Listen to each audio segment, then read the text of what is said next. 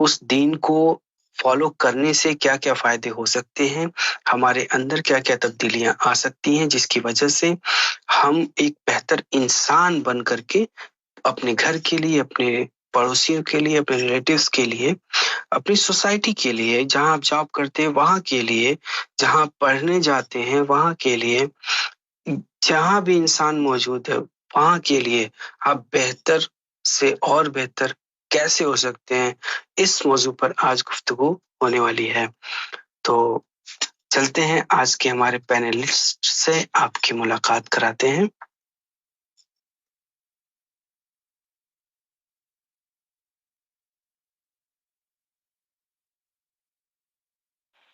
नमस्कार।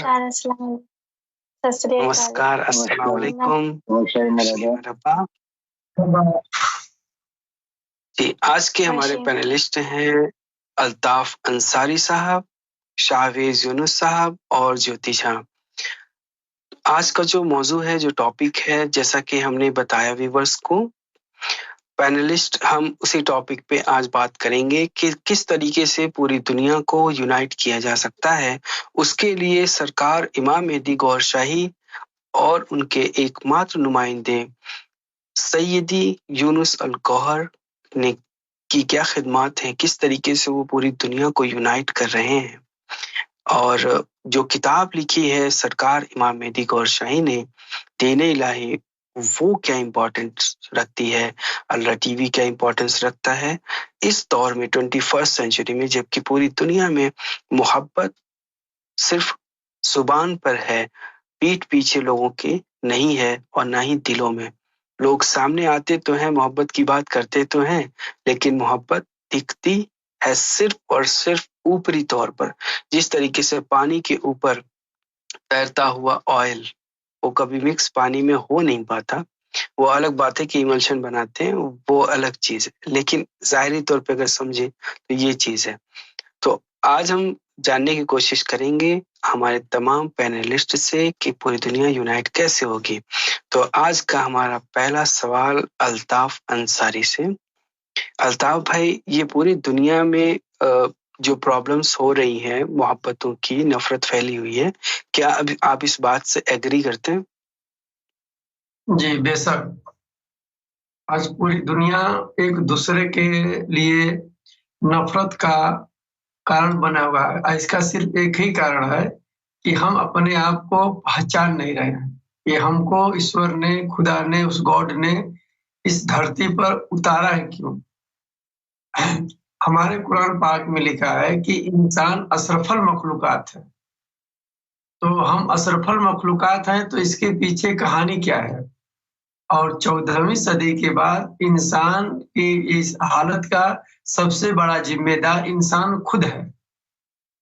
तो हमको इसको समझना पड़ेगा कि हम ये नफरत जो एक दूसरे के ऊपर जो हम कीचड़ उछाल रहे हैं, झगड़े में तमाम तरह की जो बुराइयां हमारे अंदर है, तो इसका क्या कारण है? तो इसका सीधा सा कारण है कि हम अपने आप को नहीं पहचान पा रहे हैं। तो इसको जरूरत है हमें पहचानने की कि ईश्वर ने, उस खुदा ने हमारे अंदर ऐसा क्या चीज रखा है जिसके जरिए उसकी हम अगर सही से हम परवरिश कर ले, उसको हम जान ले, तो हम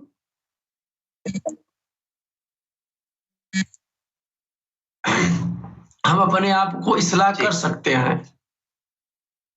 तो सबसे पहले क्या होता है कि हम सबसे पहले अपने नफ्स की हम इसके लिए हम मुर्शिद पकड़ते हैं और नफ्स का एक जिक्र लेते हैं जो इंसान के अंदर बुराई का मतलब हुक्म देता रहता है। जैसे सुल्तान हक बाहू रहमतुल्लाह ने फरमाया कि इस नफ्स ने पलीत कीता असामुंडो पलीत नहीं। मतलब ये नफ्स के वजह से इंसान बुराइयों में मुलविज रहता है। और इसी बात को कुरान पाक ने भी फरमाया कि नफ्स अम्मारा जो होता है वो बुराई का हुक्म देता है। तो सवाल होता है कि इसको ठीक कैसे करें, दुरुस्त कैसे करें? तो उसके लिए इस वक्त अल्लाह टीवी के प्लेटफॉर्म से सैयदी यूनुस अल गौहर साहब, जो स्क्रीन पर नंबर चल रहा है, उस नंबर से आप एक जिक्र ले लीजिए, अल्लाह का, राम का, वाहे गुरु का, ओम का, जिस मतलब आप हो जिस धर्म में, उस धर्म से आप ले लीजिए जिक्र। वो आपके नफ्स में जाकर वो उसकी धीरे धीरे धीरे धीरे उसको मारता है, उसको नूर अला नूर बनाता है। और वो इंसान जो है, जो बुराई का हुक्म कर रहा था, वो एक अच्छा इंसान बन जाता है, जिसको हम जेंटलमैन बोलते हैं। तो सवाल ये होता है कि इमाम मेहदी, जो यूनुस अल-गौहर साहब नुमाइंदे इमाम मेहदी हैं, उनका दीन धर्म क्या है? तो उनका दीन है, ये अल्लाह का दीन है। जैसे जबूर का दीन तो अल्लाह का दीन तो था नहीं, और इसके अलावा साहब का जो था कुरान, वो अल्लाह का दीन नहीं था। तो दीन ये है किसका? तो ये अल्लाह का दीन, ये अलग दीन है। इसको हम बोलते हैं इसके इलाही, आशिक। इस दीन से चलने पर इंसान आशिक बन जाता है, अल्लाह के मतलब ढूंढने निकलता है तो अल्लाह वाला बन जाता है। तो यूनुस अल-गौहर साहब दीन इलाही लेके आए हैं, यानी अल्लाह तुमसे मोहब्बत करेगा, वो आपसे मोहब्बत करेंगे। इसी बात को कुरान में भी फरमाया है कि हम एक ऐसी कौम भेजेंगे जो हमसे वो मोहब्बत करते हैं, हम उनसे मोहब्बत करते हैं। तो सवाल इस बात का आता है कि दीन इलाही के फायदे क्या हैं? कि हम इस दीन को अगर फॉलो करते हैं, इसके ऊपर ये अल्ताफ भाई, इस पर हम बाद में आते हैं, ठीक है? हम एक अगला क्वेश्चन ले लें अगले पैनलिस्ट से, फिर उसके बाद हम इस टॉपिक पे आएंगे कि इसके फायदे क्या हैं। तो आते हैं शाहवेज यूनुस साहब, आपका हमारे पैनल में बहुत बहुत स्वागत है। और तो आज का ये जो मौजू है कि पूरी दुनिया में ये जो प्रॉब्लम्स दिख रही हैं, मोहब्बत नहीं है, नफरतें फैली हुई हैं, तो आप इस पर क्या कहना चाहेंगे कि नफरतों की वजूहात क्या हैं? नफरत की वजूहात यही है, जैसे सरकार की जो किताब है दीन इलाही, जब मैंने वो पढ़ी और सरकार ने तमाम मजहबों का निचोड़ बताया कि इश्क है, तो नफरतें जो हैं वो जब इंसान के दिल से नूर निकल गया तो नफरतें खत्म होती चली गई। और जब जैसे कुरान शरीफ में एक आयत है, वली कुल्ली उम्मतिन वाहिदा, ठीक है, तो उम्मत जो है वो वाहिदा यानी कि एक होनी चाहिए। और आज सबका धर्म मान लो, मुसलमान जितने भी हैं हर धर्म के, वो अल्लाह को मानते हैं, कुरान को मानते हैं, नबी पाक को भी मानते हैं। मतलब मेजोरिटी में देखा जाता है तो मानते हैं, लेकिन सब एक दूसरे से नफरत करते हैं। क्यों करते हैं नफरत? क्योंकि उनके दिलों से नूर निकल गया है। और सरकार गौहर शाही इमाम मेहदी अल्लाह के जिक्र से लोगों के दिल को मुनव्वर और मुनज़्ज़िम फरमा रहे हैं और सबके दिल का तस्फिया कर रहे हैं। जब दीन इलाही आप किताब पढ़ेंगे तो आपको ये मालूम होगा कि सरकार, जैसे सैयदी यूनुस अल-गौहर ने इरशाद फरमाया कि सरकार के जिससे भी दीन इलाही के अंदर है वो भी मुखातिब हो जाएंगे पढ़ते वक्त आपसे। मैंने बहुत सारे लोगों से बातें करी, मैंने खुद एक्सपीरियंस किया कि किताब पढ़ते पढ़ते नूर बनता रहता है और आपका जो नफ्स है, आपका जो कल्ब है वो पाक होता है। तो ये जो इम्पोर्टेंस है, जैसे कोई भी मुर्शिल आता है, मुर्शिल का काम होता है दीन की, जो जैसे एक नया मजहब बनाना है तो वो मजहब पूरा बनाता है।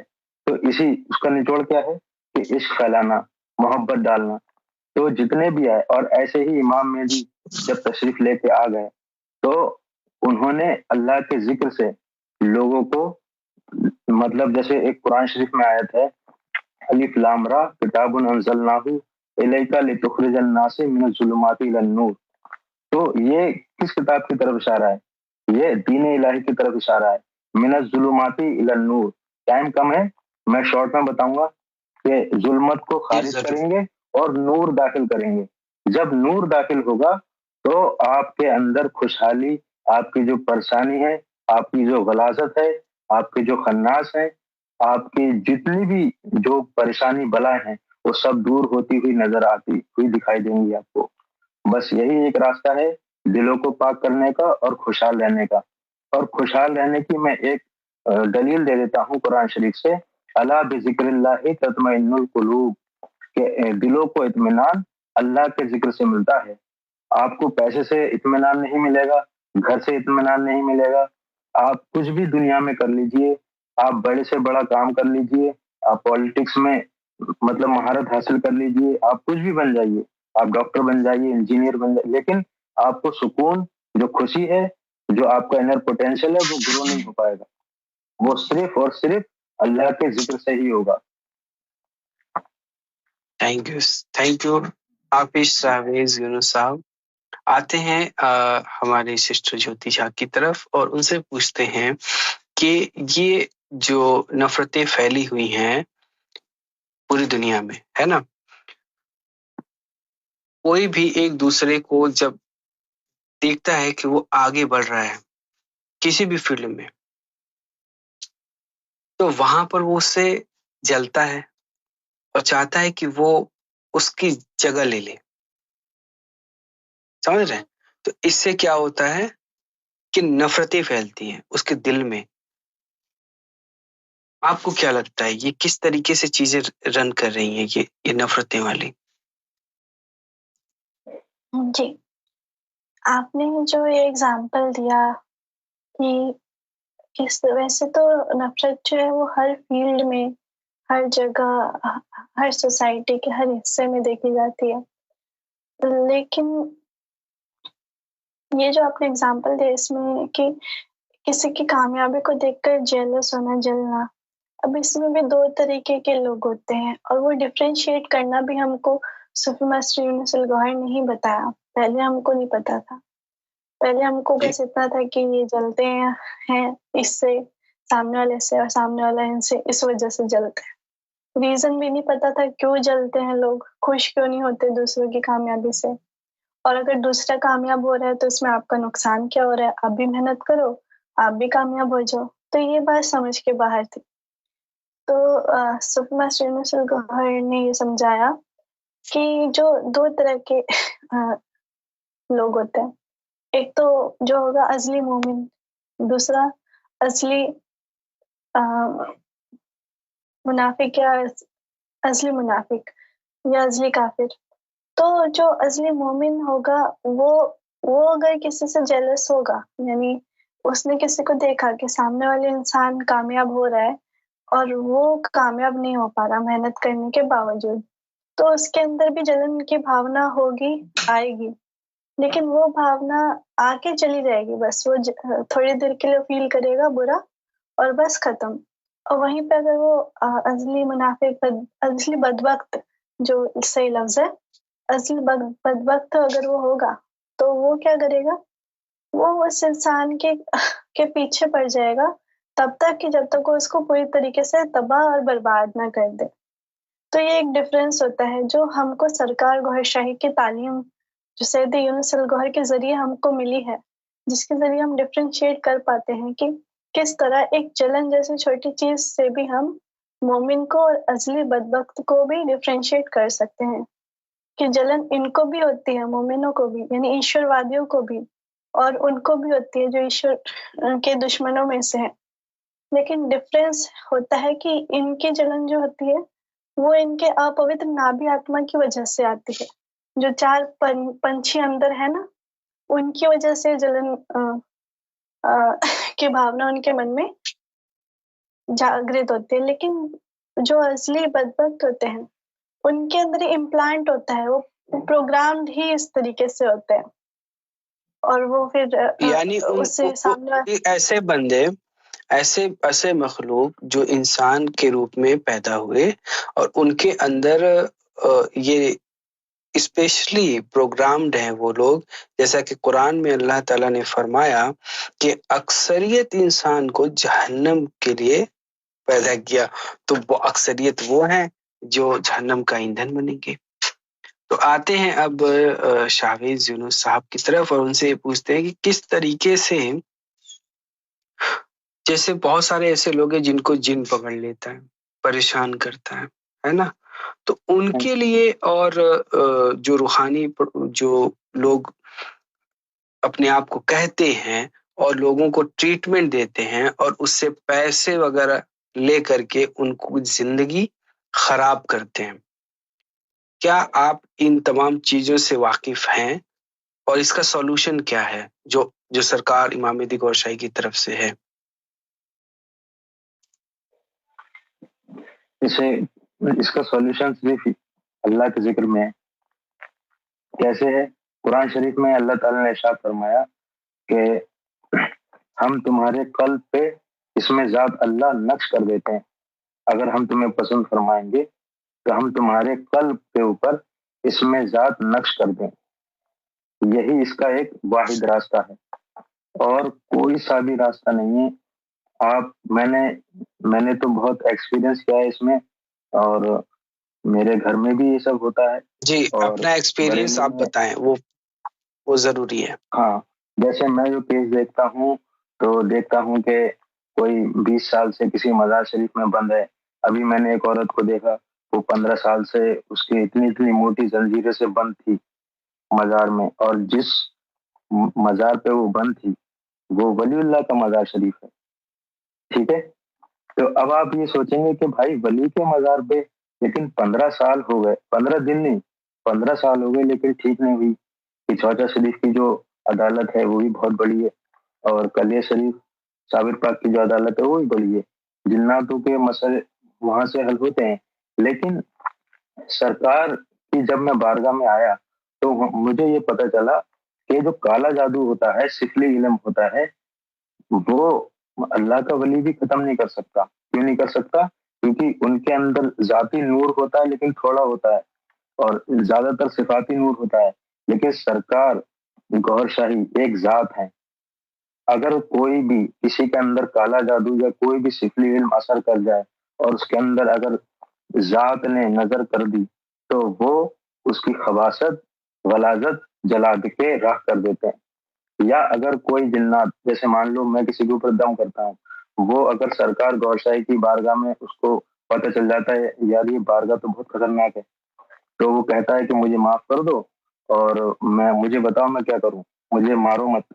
अब मैं उसको, अब जैसे मालिक ने फरमाया कि जिन्नातों के अंदर लतीफे तो होते नहीं है, तो फिर मैं क्या करता हूँ, मैं उसको सरकार की बारगाह में भेज देता हूँ, सरकार से मदद मांग के सरकार की बारगाह में भेज देता हूँ। फिर सरकार जाने, वो जिन्नात जाने, वो खबीस जाने। लेकिन मसला ये है कि लोगों को इल्म नहीं है।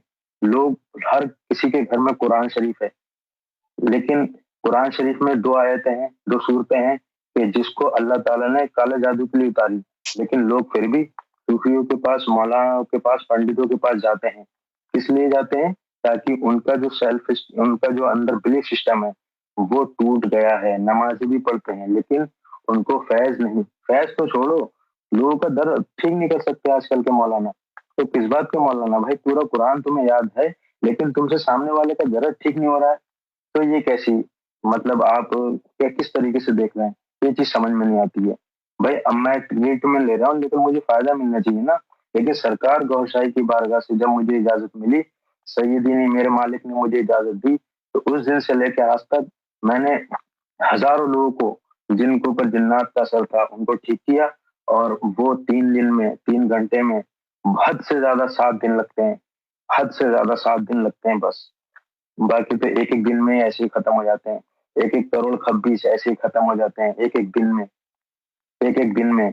तो अगर आप ये चैलेंज लेते हैं, तो यहाँ पर मैं ये पूछूंगा कि ये जो हो रही है ये चीजें, ये ताकत किसकी है? हाँ, ये जो ताकत है ये सरकार इमाम मेहदी गौहर शाही की ताकत है। और उनकी ताकत भी नहीं कहूंगा मैं, उनकी बस एक छोटा सा फैज समझ लो, अदना सा। उनका तो करम तो बहुत ही आला है। लेकिन जैसे सरकार गौहर शाही की तस्वीर जो है चांद के ऊपर नुमाया है, तो मेरे मालिक ने फरमाया कि अगर किसी को जिन्नात पकड़ ले या कोई भी परेशानी हो, अगर आपका ईमान है तो बोलो या गौहर शाही अल मदद, चांद की तरफ देख के, और मेरी मदद करो। उसी वक्त आपको मदद होगी कि ऐसा भी जिन्नात खबीस कुछ भी हो, आपका फ्री में ऑफ कोर्स ट्रीटमेंट हो जाएगा और उसका पैसा नहीं लगेगा। तो इसका मतलब ये है कि जितने भी लोग मज़ारों पे जा रहे हैं अपने आप को इन तमाम बीमारियों से ठीक करने के लिए, जो उनको सालों से है, कोई किसी आमिल के पास गया, कोई किसी आमिल के पास गया, किसी ने किसी तरीके से उसका फायदा उठाया, कि किसी ने दूसरे तरीके से फायदा उठाया, है ना। यानी कि वो हर तरीके से थक हार गया है। उसको ये चाहिए, जैसा कि अभी आपने बताया, कि चांद को देखे और सरकार से मदद मांगे, इस यकीन के साथ कि मदद होगी तो उसका ये प्रॉब्लम सॉल्व हो जाएगा। उसको अब उसकी जंजीरें उसको पैर में बांध करके मज़ारों पे सालों साल वहां पे अब रखने की जरूरत नहीं है, जैसा कि अभी आपने बताया। Thank you so much. अब आते हैं अल्ताफ भाई की तरफ और ये उनसे ये समझते हैं कि ये जो हुस्न अखलाक की जो प्रॉब्लम है, कि आज हुस्न अखलाक मर गया है, इसका सॉल्यूशन क्या है? कैसे हुस्न अखलाक आए लोगों में? जी भाई, हुस्न अखलाक का देखिए सबसे बड़ा रीजन होता है हर एक जिस्म में, या यूं कह लीजिए कि इंसान अपने नफ्स का गुलाम है। जब वो नफ्स एकदम पाक हो जाता है, और पाक होने का सिर्फ एक ही कारण है कि आप एक मुर्शिद को तलाशिए। मुर्शिद आपको जिक्र देगा, जिक्र से आपके अंदर नूर जाएगा, नूर से वो आपकी जो नफ्स है, जिसका जैसे सवेज भाई ने बताया कि वो जिन्नात उसी पर चिपकते हैं, वो जिन्नात कौन से आया है?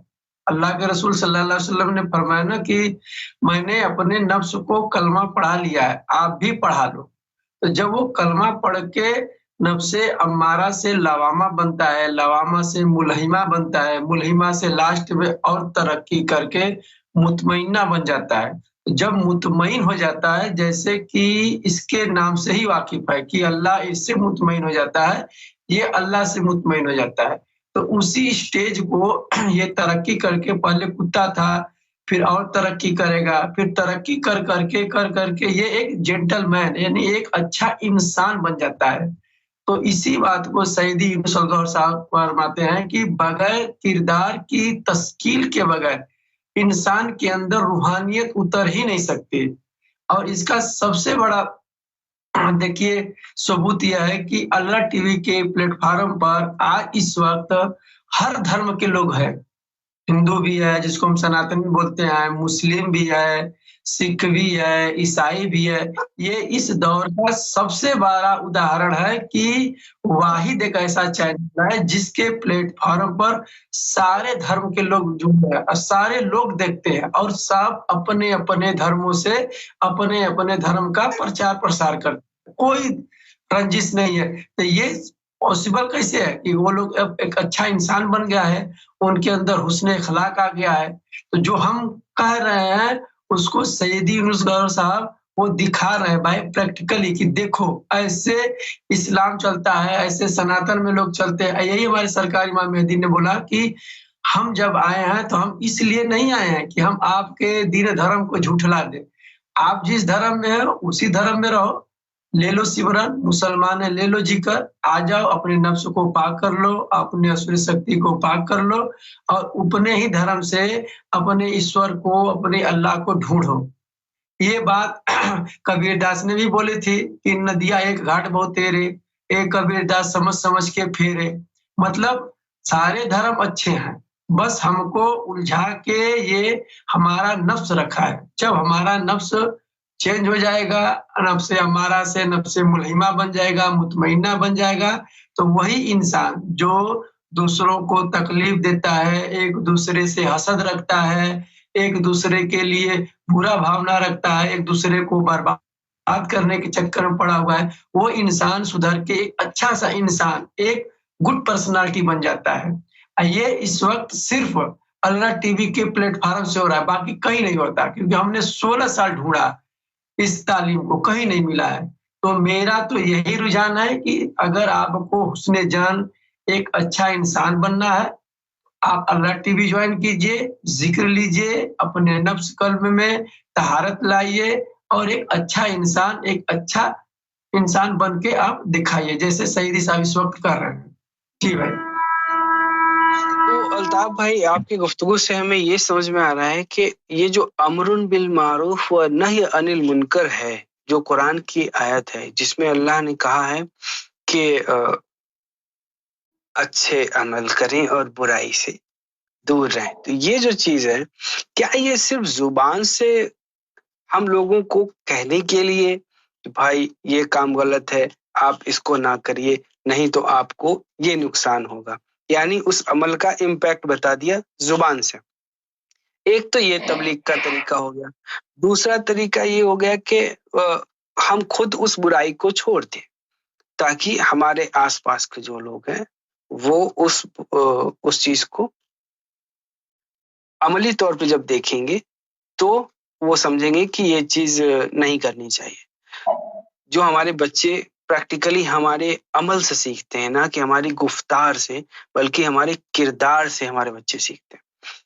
तो अल्ताफ भाई, यहाँ पर मैं ये कहूंगा कि ये जो आपने नफ्स की बात कही कि नफ्स का जो चेंज होना है, उसका दर्जा, उसका लेवल, अम्मारा यानी बुराई का हुक्म देने वाला, लवामा, फिर मुल्हिमा, फिर मुतमइन्ना, ऐसे करके जो आपने बातें बताई हैं, तो क्या ये सिर्फ जुबान और अमल और ये जो चेंज हो रहा है, ये चेंज जो हो रही है, ये अमरुन बिल मारूफ हमें अपने नफ्स को करना था या सिर्फ अपनी जुबान से करना था? सवाल ये है, इसीलिए मैंने इतनी लंबी भूमिका बांधी।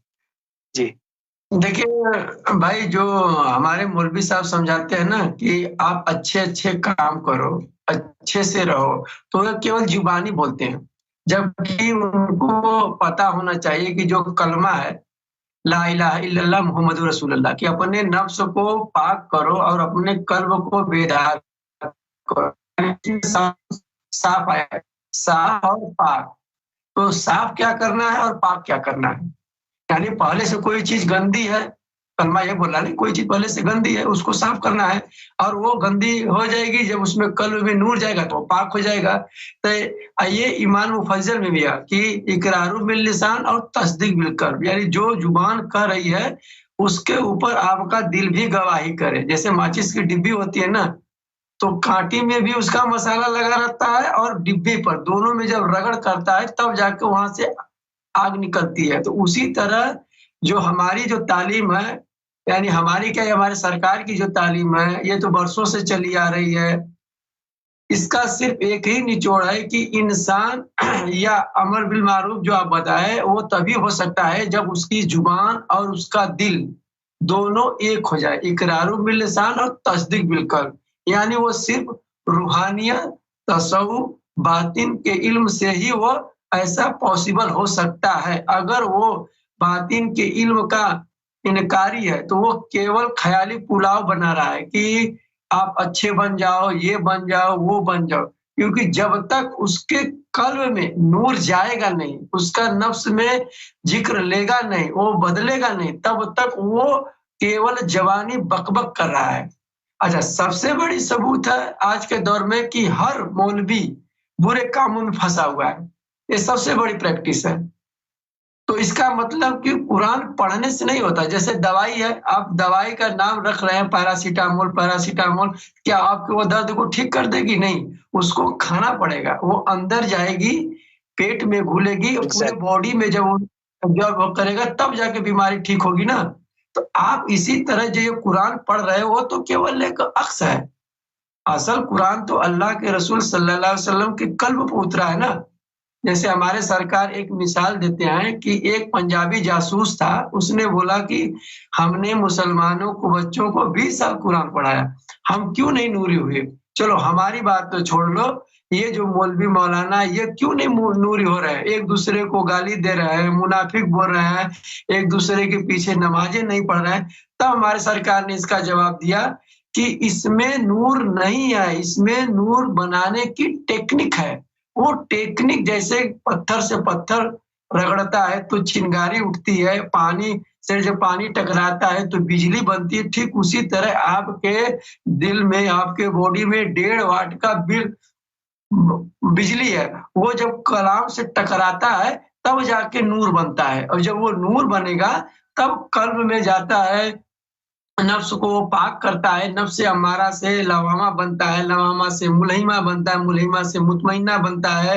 वो इंसान डे बाय डे अपने आप को चेंज करता है। जब वो चेंज करेगा इसी सारे प्रोसेस को, यानी जुबान इकरार करे, दिल जुबान कहे और दिल इकरार करे, इसी प्रोसेस को अरबी में बिल मारूफ कहते हैं।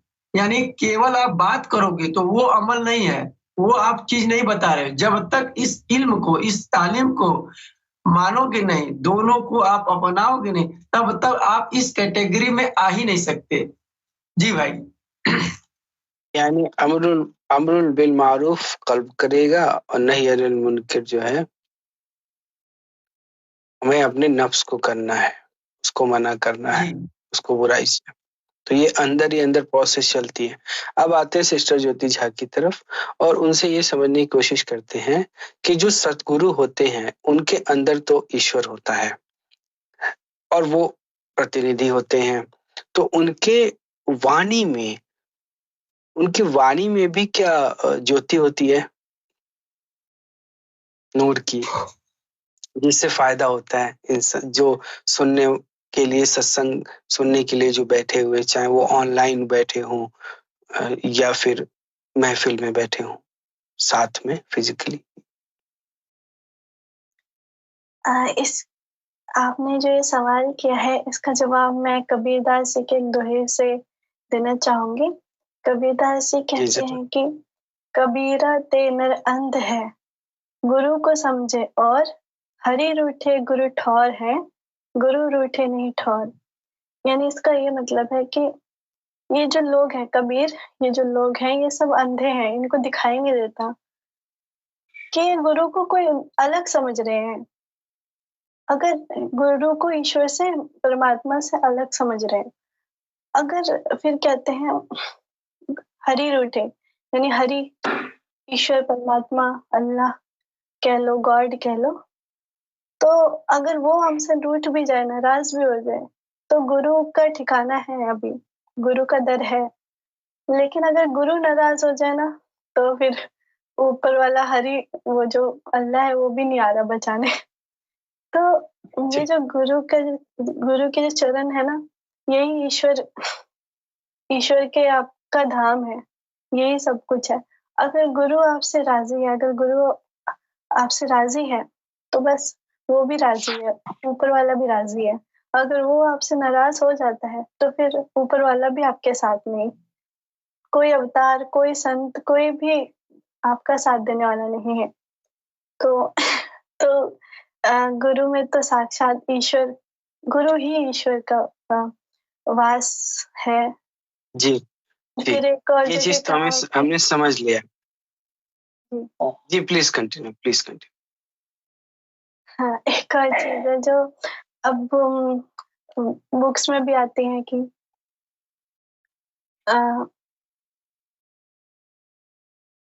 गुरु गोविंद दाऊ खड़े काके लागू पाए, बलिहारी गुरु आपने गोविंद दियो मिलाए। कि गुरु और गोविंद यानी परमात्मा दोनों खड़े हैं, मैं सबसे पहले किसके चरण में जाऊं, सवाल करते हैं खुद से। फिर कहते हैं कि बलिहारी गुरु आपने गोविंद दियो मिलाए, यानी गुरु जो है वो सबसे बड़ा है। कैसे कि उसी ने तो गोविंद से मिलाया है। अगर गुरु ना होता तो मैं कहाँ, मेरी ये औकात थी कि मैं उस ईश्वर से जुड़ पाता या कभी कनेक्ट भी हो पाता, कभी मेरी बात हो पाती, कभी मुझे ईश्वर का प्रेम महसूस भी हो पाता या मैं खुद को भी जान पाता। गुरु है तो सब कुछ है, अगर गुरु नहीं है तो कुछ भी नहीं है। Exactly. अब हम आपसे जानना चाहेंगे, आपसे ही, कि सैयदी यूनुस अल गौहर जब लाइव टेलीकास्ट में आते हैं, गुफ्तगू करते हैं, तो उनकी सोहबत में बैठने से ऑनलाइन आप पूरी दुनिया में कहीं भी हो, लाइव अल्लाह टीवी पर सैयदी यूनुस अल गौहर को लाइव सुनने से क्या क्या बेनिफिट्स होते हैं?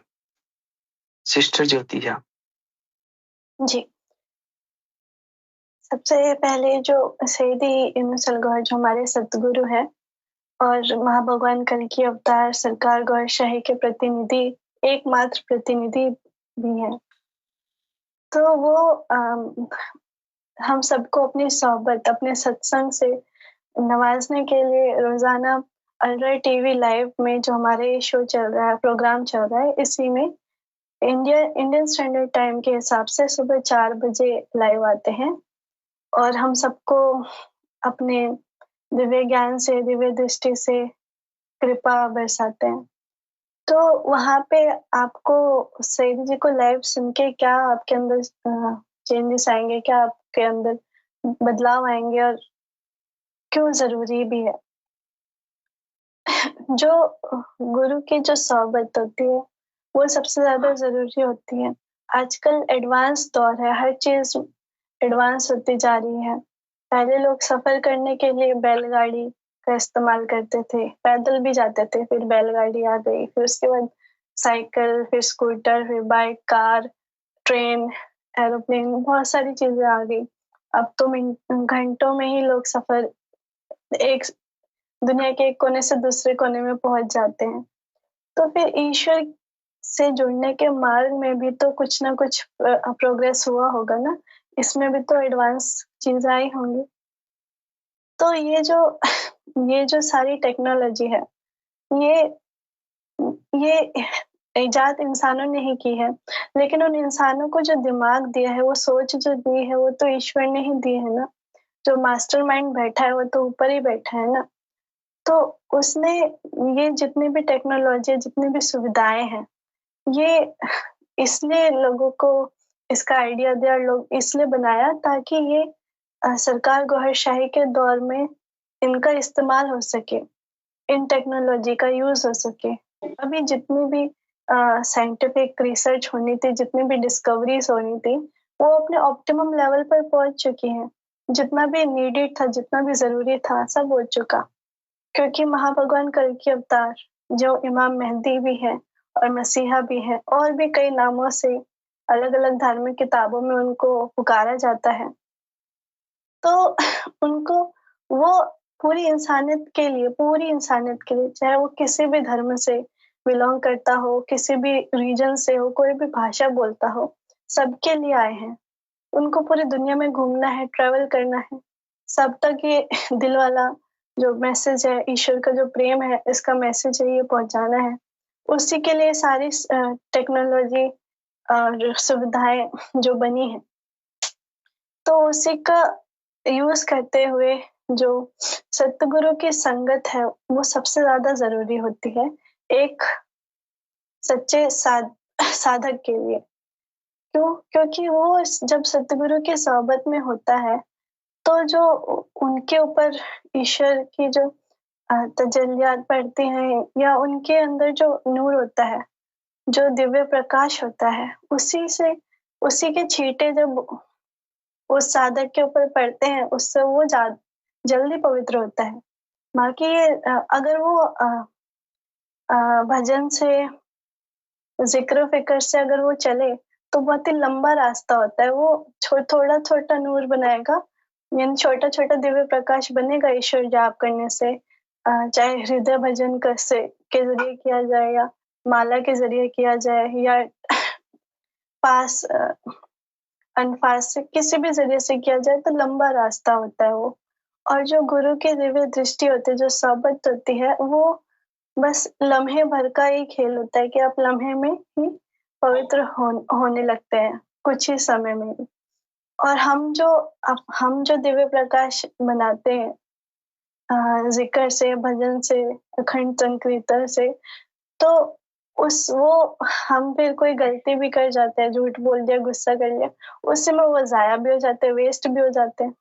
पर यहाँ पे तो आप ये समझ लें कि ये दिव्य प्रकाश का एक पावर हाउस है, और यहाँ से पूरी दुनिया के जितने भी जाकिर कल्बी, जितने भी जिन्होंने भी हृदय भजन का नामदान लिया है, वो उन सब तक ये फिर पहुंचता है लाइव ट्रांसमिशन के ही जरिए। यानी एडवांस सिस्टम हो गया है एक अपनी सोहबत का, इस दिव्य प्रकाश के जरिए लोगों के नाभि आत्मा को पवित्र करने का।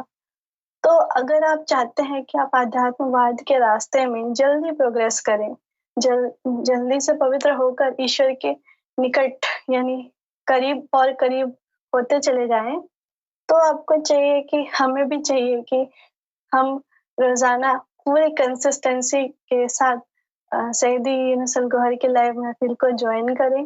वहाँ पे अपने पूरे तवज्जो, पूरी डिटर्मिनेशन से उनको लाइव सुने। जी, थैंक यू सो मच। आपने बहुत अच्छे तरीके से मेरे सवालों का जवाब दिया। एक्सप्लेनेशन आपकी बहुत अच्छी थी। अब आते हैं हमारे प्रोग्राम के लास्ट सेगमेंट में, और हम तमाम पैनलिस्ट को सिर्फ एक मिनट देंगे और उसमें वो पूरी दुनिया के लिए अपना मैसेज बताएंगे। तो सिस्टर ज्योति झा ने मैसेज दे दिया है।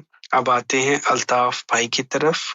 जी अल्ताफ भाई, 1 मिनट। देखिए जी, ये दौर है इमाम मेहदी अलैहिस्सलाम का, और इमाम मेहदी अलैहिस्सलाम अल्लाह का इस यानी दीन इलाही लेके आएंगे, और इसको कुरान पाक में अल्लाह के रसूल सल्लल्लाहु अलैहि वसल्लम को हुक्म दिया गया है कि जब दीन हनीफ आए, अय नबी अपना भी रुख उधर कर लीजिएगा। और दीन हनीफ का फायदा ये रहेगा कि इसमें आप डायरेक्ट अल्लाह से जुड़ जाओगे। 1,24,000 का कोई वसीला नहीं है। आप इमाम मेहदी से जुड़ेंगे, इमाम मेहदी आपको अल्लाह से जोड़ देंगे। इससे ये फायदा हो जाएगा कि आपका कनेक्शन बहुत स्ट्रांग होगा और आप डायरेक्ट अल्लाह से मिल जाओगे, आप अल्लाह वाले बन जाओगे। हुजूर साहब ने फकर लाए थे, आप इमाम मेहदी से जुड़ोगे, आप आशिक बन जाओगे। और इमाम मेहदी अलैहिस्सलाम ने फरमाया था कि जो इमाम मेहदी से बस टकरा जाएगा वो सरापा आशिक बन जाएगा। तो हमारा यही मानना है कि ये दौर आशिक बनने का है। फकर गया है भी पीछे, आशिक बनने का ये दौर आ गया है। आप जिक्र कल्ब लीजिए, अल्लाह टीवी ज्वाइन कीजिए, सईदी यूनुस अल गौहर साहब को सुनिए और सरापा आशिक बन जाइए। धन्यवाद, बहुत बहुत शुक्रिया अल्ताफ भाई। अब आते हैं शाहवेज यूनुस साहब की तरफ। आपके पास सिर्फ 1 मिनट है शाहवेज भाई, और अपना मैसेज पूरी दुनिया के लिए आप दे सकते हैं। जी, अल्लाह ताला ने कुरान में इरशाद फरमाया है, जो असली कामयाबी है वो यही है, क़द अफ़लह मन तज़क्का व ज़करा अस्म रब्बिही फसल्ला। पूरी दुनिया नमाज पढ़ने में, रोजा रखने में लगी हुई है, लेकिन नफ्स की तरफ तवज्जो किसी की नहीं है।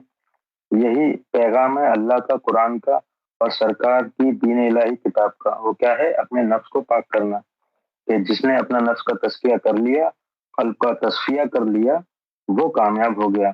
वह ज़कर अस्मा रब्बिही, और अपने रब का जिक्र सीखा, यानी कि अपने रब का जो इस्म है उसको सीखा। फसल्ला, फिर नमाज पढ़ी। तो कामयाबी इसी में है।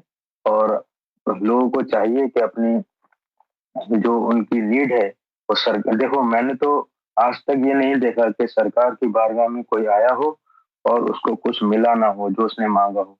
आप यहाँ से कुछ भी मांगो वो आपको जरूर मिलेगा। आप यहाँ से कुछ ना मांगो तब भी आपको वो इतना देंगे कि आप भी परेशान हो जाएंगे कि इतनी बड़ी चीज मुझे दे दी, आप उनका शुक्र नहीं अदा कर सकते। तो ये सबके लिए है और फी सबीलिल्लाह है। और सरकार गौरशाही की तस्वीर चांद में नुमाया है। लोग अपना दम करवाएं, उनसे जिक्र लें। और हर धर्म के लिए है, पूरे मजहब के लिए, पूरी कायनात के लिए है, सबके लिए है। तो लोगों को चाहिए दीन इलाही किताब को पढ़ें और अपने नफ्स पे तवज्जो दें। लाइव महफिल में आए, अल्लाह टीवी का प्रोग्राम सुनें। जी थैंक यू शाहवेज भाई। अब आज का ये प्रोग्राम बहुत ही बेहतरीन रहा और हमें ये सीखने को, समझने को मिला हमारे नए व्यूअर्स को कि अल्लाह ताला से जुड़ने का तरीका क्या है और हम अल्लाह से कैसे जुड़ सकते हैं और क्यों जुड़ना चाहिए, उसके फायदे क्या होंगे, अल्लाह का दीन क्या है और किस तरीके से हम अल्लाह के दीन में शामिल हो सकते हैं। और अल्लाह के दीन में शामिल होने के बाद हमारे अंदर जो हमारा कैरेक्टर ट्रांसफॉर्मेशन होगा ना, ये बहुत ही बेहतरीन ब्यूटीफुल तरीके से हमारे हमारे खुद को, हमारे कैरेक्टर को बेहतरीन बनाएगा। और जो हमारे दिल में 1,80,000 नार के जाले हैं, उसको धीरे धीरे धीरे धीरे वो तमाम नार के जाले खत्म हो जाएंगे और नफ्स हमारा अम्मारा, जो कि तमाम कुरान के हिसाब से, कुरान कहता है कि नफ्स हमारा बुराई का ही अमर करता है। तो वो बुराई का जो अमर करता है उससे निकल करके लवामा, फिर मुलिमा, फिर मुतमइन्ना, इंसान की सूरत में इंसान वाकई बन जाएगा। जबकि ये जो शरीर है इसको हम कह देते हैं कि ये इंसान है, लेकिन सच पूछिए तो इसके अंदर वो जो नफ्स की पाकी का जो ये स्टेज है, इसको जैसे जैसे वो पार करेगा तब जा करके वो नफ्स उसका जब इंसान बन जाएगा। जी 1 मिनट है आपके पास, इससे ज्यादा वक्त नहीं ले पाएंगे। तो मैं एक और मैसेज देना चाहूंगी पूरी इंसानियत को। वो ये है कि सरकार गौरशाही जो पूरी इंसानियत को पैगाम देते हैं, मैं उसी को फॉरवर्ड करना चाहूंगी सभी लोगों को, सभी व्यूअर्स को और पूरी दुनिया को। वो ये है कि सरकार का पैगाम ये है कि हर शहर, हर गली, हर मोहल्ले और हर घर में कुछ दिल वाले रहते हैं और उन्हीं तक ये दिल वाला पैगाम पहुंचाना मकसद है, और ये दिल वाले तालीम उनके दिलों में उतारना मकसूद। यानी सरकार गौरशाही का ताल्लुक किसी भी पॉलिटिक्स से या किसी भी रिलीजन से, मजहबी प्रोपेगेंडा से नहीं है। सरकार गौरशाही सिर्फ पूरी इंसानियत को रब से, ईश्वर से जोड़ने के लिए आए हैं, और दिल वाले जो ईश्वर प्रेमी जो आत्माएं जिन लोगों के अंदर है, उनको ईश्वर से मिलाने आए हैं। तो बस ये दो ही स्टेप है कि जो ईश्वर के प्रेमी हैं उनको ईश्वर से मिला दें। बस सरकार इसी के लिए आए हैं। कोई धर्म, कोई मजहब, किसी भी लैंग्वेज, किसी भी रीजन की कोई शर्त नहीं है। Thank you so much. आपने बहुत बेहतरीन सरकार की बात बताई है, जिससे जरूर लोगों को ये बात समझने में आसानी होगी कि अल्ट्रा टीवी के जरिए से लोगों को क्या मिल रहा है। मेरा ये पैगाम है तमाम इंसानियत को, अल्ट्रा टीवी के प्लेलिस्ट को जाएं, वहां चेक करें। यहाँ पे 2500 वीडियोस मौजूद हैं, जिसके जो आपको इल्म भी देगी, और सईद यूनुसल गौहर कामिल ज़ात हैं। सरकार इमाम मेहदी गौहर शाही ने उन्हें एकमात्र अपना नुमाइंदा बनाया है। वो पूरी दुनिया के अंदर कोई भी एक साथ पूरी दुनिया के लोग अगर सईद यूनुसल गौहर को लाइव भी सुनते हैं तो वहीं से बैठे बैठे वो अपनी नजर कीमिया से लोगों की तकदीरें बदलते हैं, लोगों के नुफूस पाक हो रहे हैं। यहाँ पर जब